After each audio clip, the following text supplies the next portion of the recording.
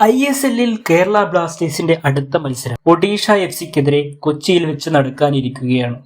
നിലവിൽ ഇരു ടീമുകൾക്കും ഈ മത്സരം അതിനിർണായകമാണ്.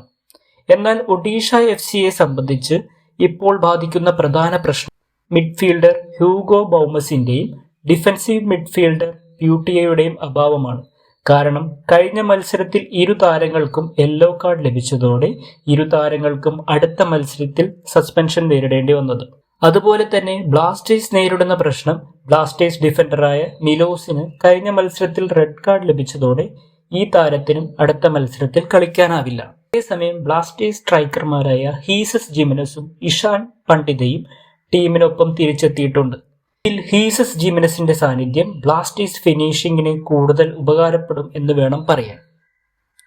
അതേസമയം ബ്ലാസ്റ്റേഴ്സ് ആരാധകർ ഉറ്റുനോക്കുന്നത് അടുത്ത മത്സരത്തിൽ മുൻ കേരള ബ്ലാസ്റ്റേഴ്സ് താരം രാഹുൽ KP കേരള ബ്ലാസ്റ്റേഴ്സിനെതിരെ ഗോൾ അടിക്കുമോ ഇല്ലയോ എന്നാണ്. കാരണം കഴിഞ്ഞ മത്സരത്തിൽ താരം മികച്ച പെർഫോമൻസ് പുറത്തെടുത്തിരുന്നു.